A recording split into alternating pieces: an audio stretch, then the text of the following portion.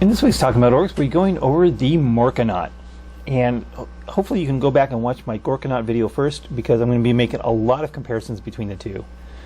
And not so much in the Morkanaut's favor. So it is a single model equipped with a custom Mega Blaster, 2 twin big shooters, 2 rocket launchers, a custom Mega Zappa, and a Claw of Gork, or possibly Mork, and clocks in at 290 points, which is 21 points cheaper than a Morkanaut. Until you include a custom force field, then it becomes the exact same cost, 310 versus 311 for a Morkanaut. And you're not going to take a Morkanaut without the custom force field, ever. So let's plan on it being 310. So basically both models are the exact same cost, 311 versus 310. So again, it's got starts out of movement, weapon skill, and attacks degrade. It is ballistic skill 5, strength 8, toughness 8, 18 wounds, leadership 7, 3 up save, movement 8, 6, 4, weapon skill 3, 4, 5, and attacks 4, 3, 2. Custom Mega Blaster is 24-inch assault 1, strength 8, minus 3, d6, and gets hot. Custom Mega Zappa is 36 inches, heavy 3d3, so that means between 1 and 9 shots, minus 3 and d6 damage, and again gets hot. And Claw of Gork has 2 attack profiles, strength times 2, which is 16, minus 4 d6 damage, or strength user, which is always going to be 8, minus 2 and 2 attacks, 2 damage, and makes 3 hit rolls for each attack made with this weapon. And it may take a custom force field, again 20 points. You will never take a Morkanaut without the custom force field. It's just not going to happen. Here we go, Daka, big and stompy. You can fall back and shoot, fall back and charge, and fire heavy weapons without penalty. And cover, custom force field. The nice thing about the custom force field in Morkanaut, because it has such a big base, it's going to be a huge bubble of the force field. So people normally take Morkanauts for the force field more than what it can do itself. And explodes. The main thing about exploding is reduces your own. Let's see. On a 6, it explodes. Each unit within 9 inches suffers d6 mortal wounds, so you do not want these going off in the middle of your lines. I think the Morkanaut is a serious step down from the Morkanaut. The first thing that stands out is the number of attacks in close combat. The Morkanaut goes 6, 5, 4. The Morkanaut goes 4, 3, 2. There's no reason for that. The Morkanaut should have the same exact number of attacks as the Morkanaut. If it did that, I would definitely consider it much more playable. But essentially what it is a 300-point force field that can maybe sometimes do some damage to tanks, because it just doesn't have enough shots to really do much. If I'm going to spend points on a model for force field, I'll take a WAS bomb instead. It's half the points. It does almost the same amount of shooting, and it's harder to hit. And it's hard to hit on top of it. So the Morkanaut, the main thing, they did boost it up. The custom Mega Zappa, heavy D3, 3D3 shots, has the potential to do a lot of damage, and I can see it being in a Death Skulls or Bad Moon's army more than Freebooters or anything else. Because we're talking about shooting here, there's got 3 shooty armies. You got Bad Moons, Death Skulls, and Freebooters are the 3 shooty clans, cultures. And so we're talking about shooting. Those are the only 3 that really matter. The Death Skulls, I think, probably benefit this most because of its low number of shots, where Death Skulls doesn't really help the Morkanaut much because it has so many more shots. But this one, the Death Skulls doesn't reroll the number of shots, right? Even more broken with. So yeah, the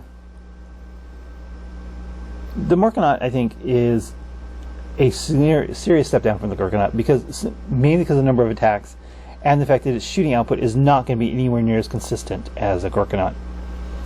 I guess it could potentially be much more deadly, but to vehicles and other high wound models, but not as reliably. So the Morkanaut is priced like a knight. The nice thing about the Morkanaut, they have most of the rules of like knights, but without the Titanic keyword, which really helps them. Because they can fall back and shoot and charge, they can move without shooting and penalty, and of course they do have a transport capacity. Don't forget, it does carry 6 models in it, so a mech or 2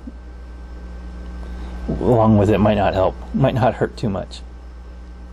Repair wounds to it. So what can you say about the Morkanaut? I said I'm really disappointed in the Morkanaut as far as its damage output goes. It's the same price as a Orkanaut, and it just doesn't have the same reliable damage output. I mean, you can shoot it twice if you put it in a Dread Mob from Villages Defiant. That's definitely an option.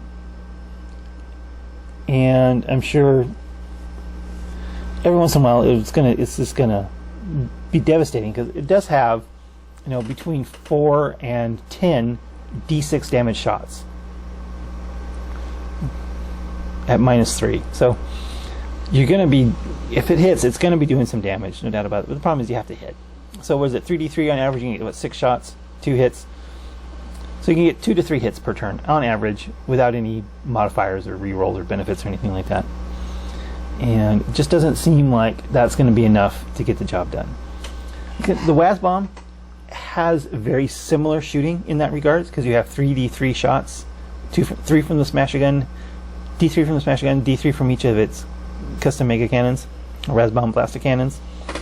So you have nearly the same number of shots, but it's half the price of the Morkanaut. So I think that the Morkanaut just pales compared to a Wazbomb blaster jet. Because if you're going to want the anti-vehicle shooting, you're going to go with Shock Jump Dragsters, you're going to go with Megatrex Scrap Jets, you're going to go with Wazbomb blaster jets. All those are so much cheaper options than the Morkanaut. And those lack of attacks, I mean, there's just no reason why the Morkanaut should have 4 attacks base instead of 6. And because if it does get into close combat, especially if it's damaged, it's just not going to be doing much. I mean, if you're on your bottom tier, you're going to be 6 attacks hitting on a 5. If I can do it, if I want that, I'll play a couple cans for that kind of stat line. Even if it's middle tier, which is probably going to be, again, talking 9 attacks hitting on 4s. I mean, I said that's literally kill a can level of close combat ability.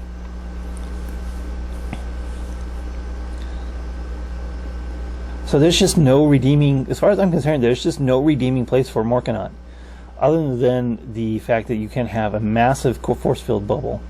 But again, if I want a massive force field bubble, I'll play a Wazbomb blaster jet, or 2 of them actually, for nearly the same price as a Morkanaut. Wazbomb clocks in at like 180 something, right? Let's see, let me double check that.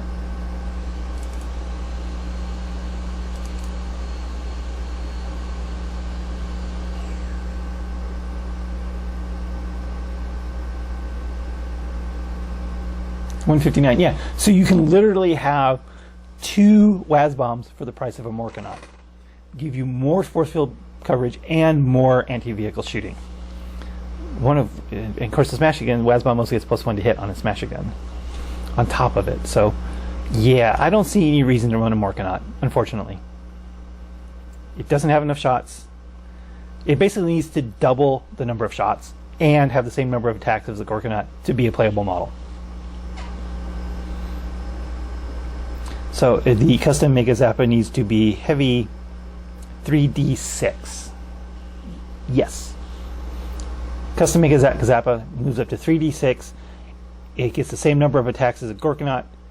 Then you have a playable model. As it is, 2 Wazbombs are going to be better in every single situation than a single Morkanaut. So that's what I think about the Morkanaut. It's unplayable. I mean, because if you're going to buy the kit, just play Orkanaut and get a Mega Armored War and get a War Boss or a big mech with a force field behind it.